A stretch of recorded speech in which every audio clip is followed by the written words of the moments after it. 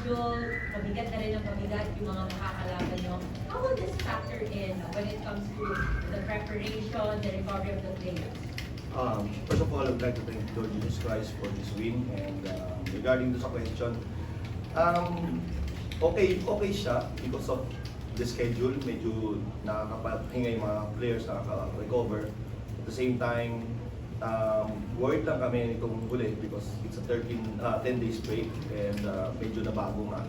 So, medyo yung preparation namin hindi ganun ka sharp sa practice. But yung last 2 days namin, yun yung medyo maganda naman. I feel na mayroon kaming chance to win because ganda nung practice na namin for the last 2 days. And now, we're facing another top team which is Rain or Shine. So, it's a test for us, character-wise and individual and as a team also. And I think pati yung condition namin, pati yung mindset, it's a test for us. So, good thing kasi nga naman sa playoffs naman ganyan, every other day game. So, maganda rin para sa amin itong back-to-back games namin. And you coach now, Paul, you scored 4 4-point shots, tying your teammate, Jerry Kahantisi, siya yung may title dyan. Let's talk about this hot hand that you have right now, and at the same time, yung balance din ng scoring, halos lahat ng kinaabot ni coach, nakakapag-contribute. I think we just follow the system. And credit to all my teammates. Hinahanap nila ako nung nakaisa na ako. Ginawa lang namin yung sinasabi ni Coach Jason na 2 on the ball, kailangan mo nang ipasa yan. So, again, credit to my teammates for finding me. And then, yun na lang yung gagawin ko, open shot. So, kailangan mo na talaga i-shoot. And luckily, na-shoot ko talaga may mga Are you ready to entertain questions from the media? Yan na. walang tanong dun sa away. Coach, yes. Isa rin talaga pag no-liberal ko physical eh. Pero in the fourth quarter, nagkanuwan pa. Ano bang nangyari? Yeah, we were ready for that. I mean, we give emphasis doon sa toughness. We're not backing down on anything. We give emphasis doon sa mental and physical physicality ng Meralco. We're palagi naman ganyan. It's a defensive battle. We need to grind all throughout all of the 48 minutes, and we feel na yun din yung isang key kung paano namin ma-handle yung Meralco, the physicality. So, I think yun naman siguro may konting kiskisa sa dulo. So, so we feel na medyo ano lang, sumobra lang yung physicality na yun. So that's why nagkaroon ng konting commotions sa dulo.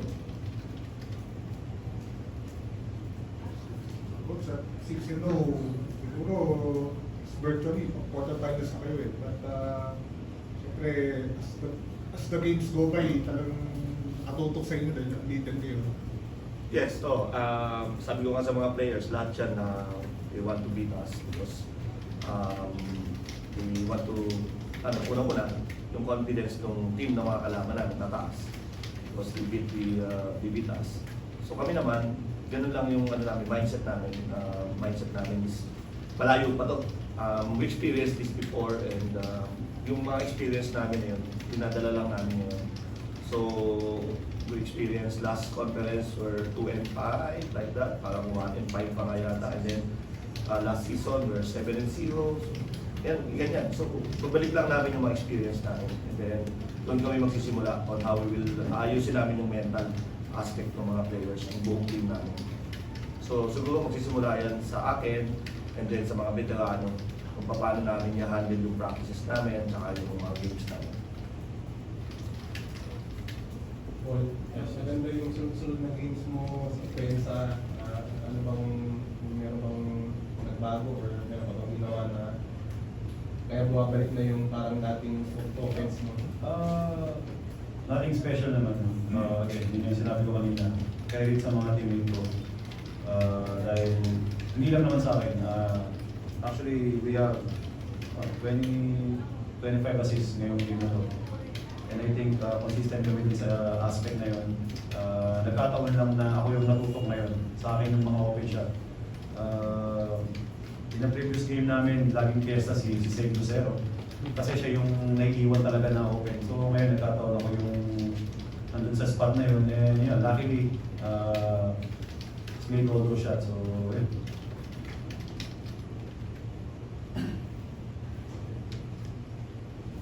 Coach, your next game is Reno Shine, the Rivals Montat, but another physical team.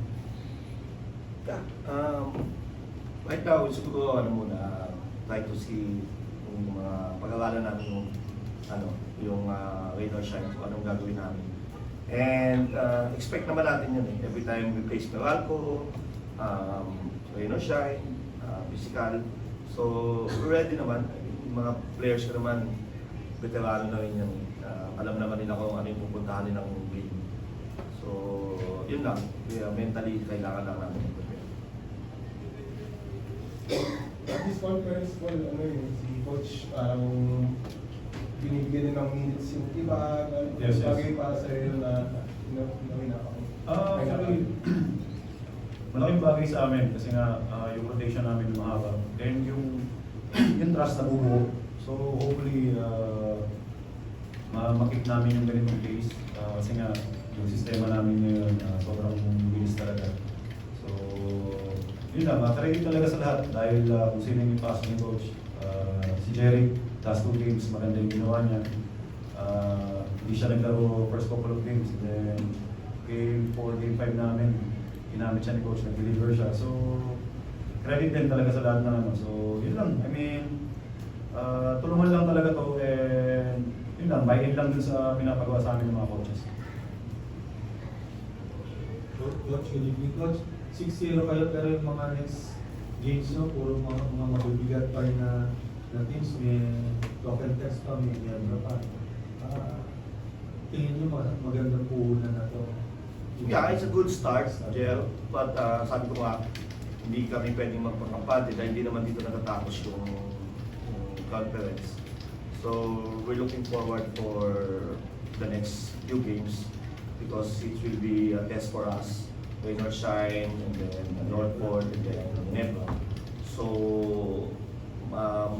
yung mga ano din naman, yung mga standing dikit-dikit din. I think Menlex, San Miguel, Converse, Nebra.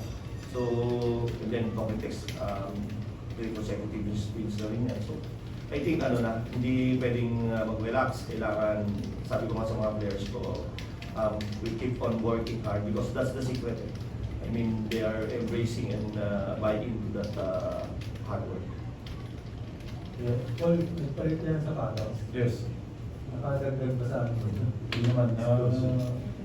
Shout out Nike. Siyempre, nakakuha tayo ng libreng gamit, so gamitin natin para bigyan pa tayo lagi. Nike, baka naman.